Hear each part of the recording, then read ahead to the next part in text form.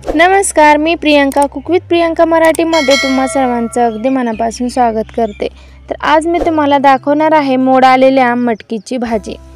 तर बघा, मोड आलेल्या मटकीची भाजी बनवण्यासाठी आपल्याला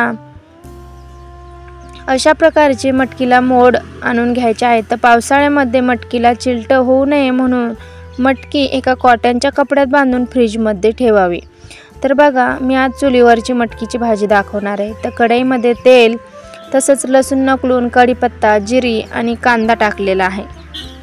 तर बघा, आता कांदा छान मस्त आपल्याला तेलामध्ये शिजवून छान मस्त लालसर असा परतून घ्यायचा आहे।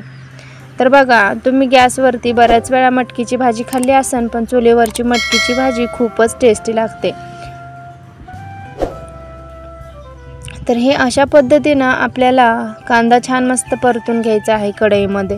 तर तुम्ही सुद्धा कधी चुलीवरची मटकी खाल्ली असेल तर मला कमेंटमध्ये नक्की सांगा। आणि चॅनलला सबस्क्राईब केलं नसेल तर लगेच सबस्क्राईब करून बाजूची बेल आयकॉन प्रेस करा। तर बघा, मी याच्यामध्ये कांदा लालसर झाल्यानंतर टोमॅटो टाकलेला आहे। तर टोमॅटो टाकताना मी गावरान टोमॅटो टाकलेले आहे, जेणेकरून भाजी थोडीशी आंबूस लागेल। तर आपल्याला यामध्ये पाव चमचा हळद टाकायची आहे, वाटलेली कोथिंबीर टाकायची आहे, तसंच खोबरंसुद्धा वाटलेलं असेल तर खोबरं थोडंसं टाकायचं आहे, आणि घरगुती काळा मसाला। तर मसाल्याचं प्रमाण तुम्हाला तुमच्या घरातल्यांच्या आवडीनुसार घ्यायचं आहे। तर कसं असतं, कोणाला तिखट आवडतं तर कोणाला मिठाचे आवडते किंवा कोणाला मीडियम आवडते। तर मी इथे मटकीची जी आपण मिसळ बनवतो तर मिसळचा मसालासुद्धा मी 1 चमचा टाकलेला आहे। तसंच कच्चा मसाला असेल तर कच्चा मसाल्याचं प्रमाणसुद्धा थोडंसं टाकायचं आहे आपल्याला, पाव चमचा। तर हे सगळे मसाले आपल्याला तेलामध्ये व्यवस्थित परतून घ्यायचे आहेत। तर बघा, कांद्याला आणि टोमॅटोला छान मस्त तेल सुटलेलं आहे। आता आपल्याला तोपर्यंत आपण मटकी धुवून घेऊया।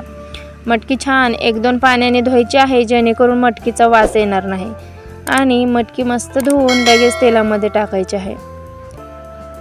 तर बघा, मटकी धुवून टाकल्यानंतर आपल्याला यामध्ये पाणी टाकायची गरज वाटत नाही। पण काय होतं, आपण मटकीला चिलट होऊ नये म्हणून ज्यावेळेस आपण मटकी फ्रीजमध्ये ठेवतो त्यावेळेस मटकी थोडीशी दांडारलेली असते।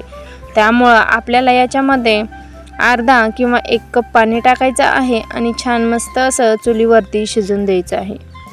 तर आता आपल्याला छान मस्त एकदा मसाले मिक्स करून घ्यायचे आहेत। आता आपण एकदा व्यवस्थित मिक्स करून घेऊया आणि त्याच्यावरती ताट झाकून ठेवूया।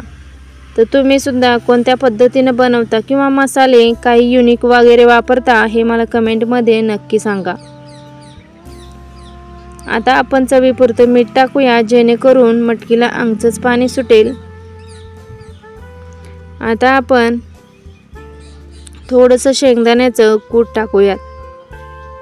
तर बऱ्याच जण शेंगदाण्याचं कूट टाकत नाहीत। शेंगदाण्याचं कूट नाही टाकलं की एक प्रकारची तिखट मस्त झणझणीत अशी उसळच तयार होते, आणि शेंगदाण्याचं कूट टाकलं की थोडीशी भाजी मिसळून येते आणि आपल्याला लहान मुलांच्या डब्याला द्यायला सुद्धा खूप छान बनते। ते अशा पद्धतीनं मस्त भाजी बनवायची।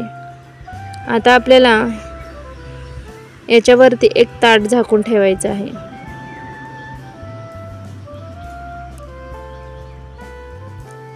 तर बघा, 10 मिनिटानंतर आपण मटकी पाहूयात। तर मस्त अशी आपली मटकीची भाजी तयार आहे। आवडल्यास लाईक, शेअर आणि सबस्क्राईब करा।